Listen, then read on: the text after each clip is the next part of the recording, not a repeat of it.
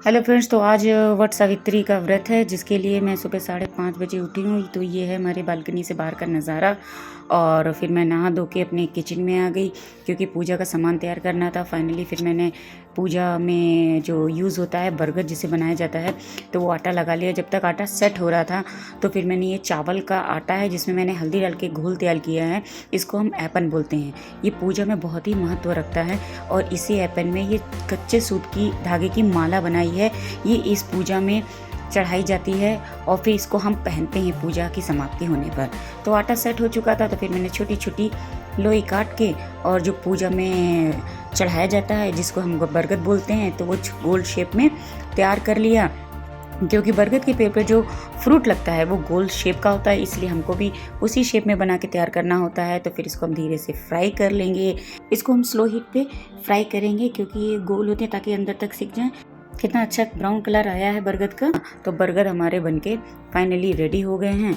और फिर जब ये रेडी हो जाते हैं तो ये मैंने चॉपस्टिक ली है, वुडन की है, इसमें हम बरगद लगा लेंगे जो काउंटिंग के लगाए जाते हैं। तो इसी प्रकार मैंने सारी चॉपस्टिक तैयार कर ली थी।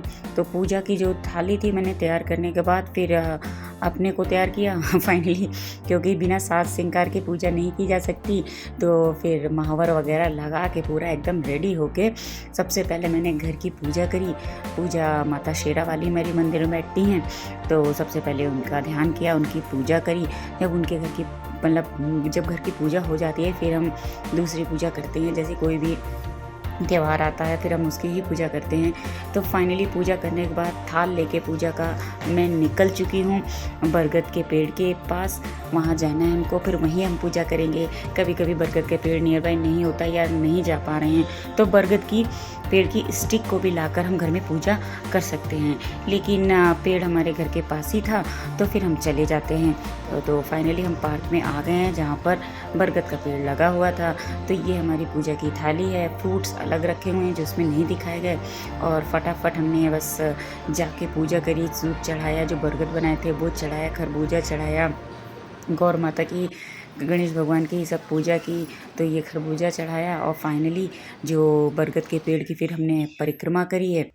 तो ये पूजा पति की दीर्घ आयु के लिए की जाती है। फाइनली पूजा करने के बाद सबसे इम्पॉर्टेंट होता है यहाँ पे बरगद के पेड़ से गले मिलना। तो गले मिलने के बाद मैंने पति के पैर छुए, उनके रक्षा सूत्र बांधा और भगवान से कामना की कि उनको भी दीर्घ आयु भगवान दे और हम लोगों की जोड़ी सलामत रखे। तो कैसा लगे वीडियो? अगर वीडियो अच्छा लगा तो प्लीज़ लाइक शेयर सब्सक्राइब कर दीजिएगा। Thank you very much.